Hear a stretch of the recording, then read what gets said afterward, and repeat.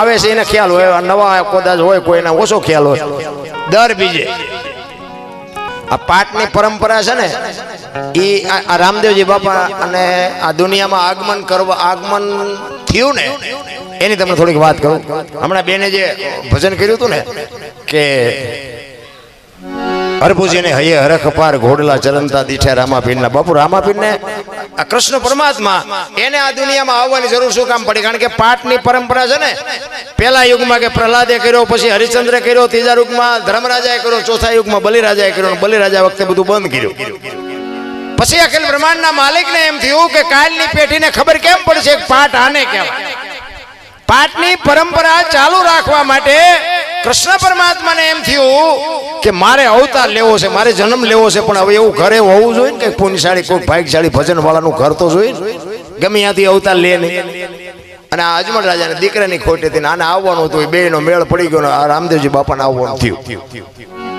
અને એ રામદેવજી બાપા આવ્યા પછી એ આજે હમણાં ભજન કર્યું ને એ ભજન હરભુજીએ રામદેવજી બાપાને જયારે સોધામ જવાનું થયું ને તે દિવસે બાપુ આ વાણી કરેલી, હરભુજી આ વાણી ગાયેલી છે. બેને એક કડી ગાઈ હતી, પણ હું એ ભજનને પૂરું કરું. એટલે હરભુજી રામદેવજી બાપાને સોધામ જવાનું હતું ને એને એમને એમના કુટુંબને ભેળું કરીને કીધું કે ભાઈ મારો સમય થઈ ગયો છે અને હવે તમે બધી મારી તૈયારી કરો. પણ સમાધિ લેવાઈ ગયા પછી બ્રહ્મા વિષ્ણુ મહેશ આવે ને કોઈ એમ કહે ને કે રામદેવજી આ મને મળ્યા હતા, તમારે સમાધિ ખોદવાની નહીં. દુનિયા તમને કોઈ બી કે, કારણ કે એમને ખબર હતી કે હરભુજી એમના માસીના દીકરા ભાઈ થાય.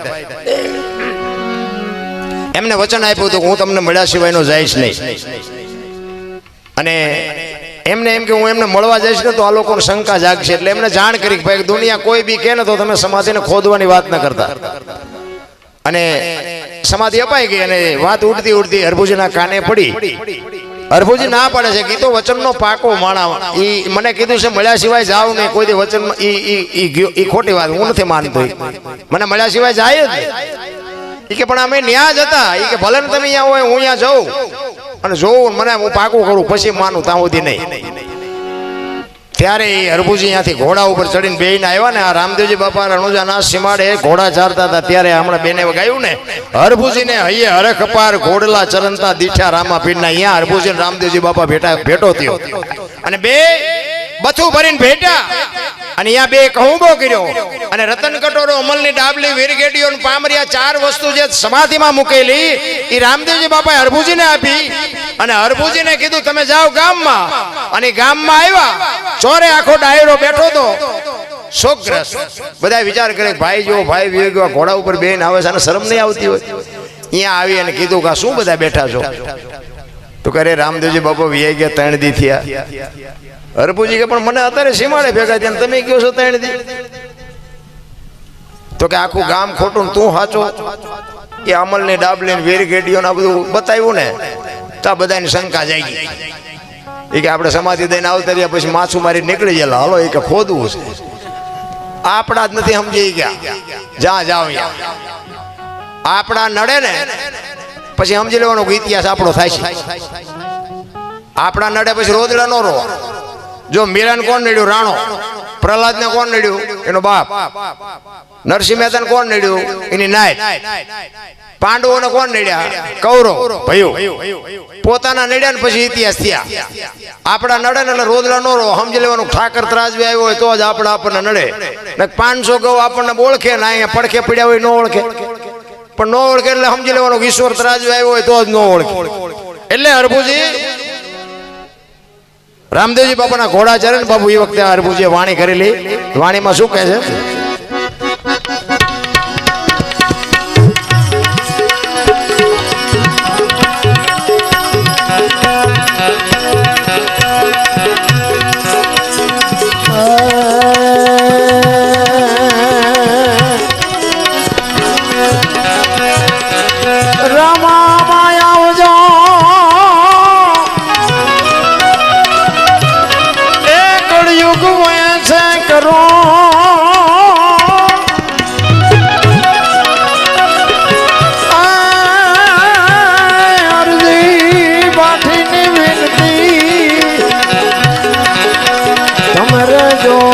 રાજો રાજો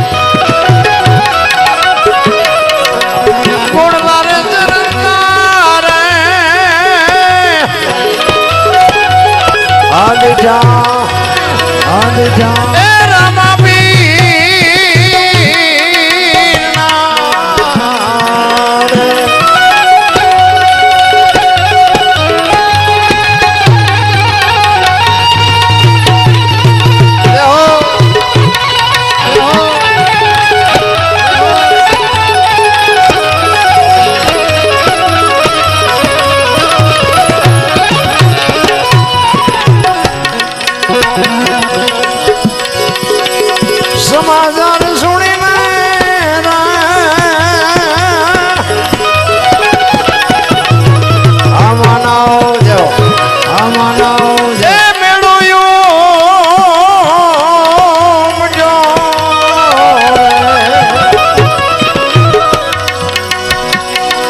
સમાચાર સુણીને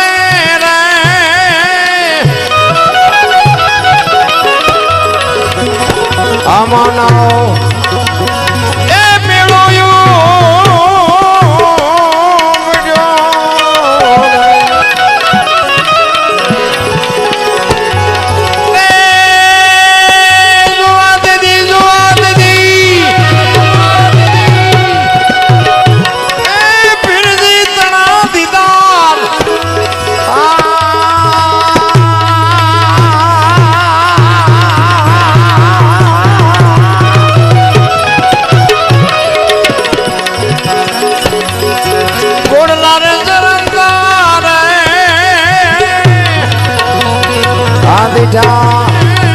આંધી જા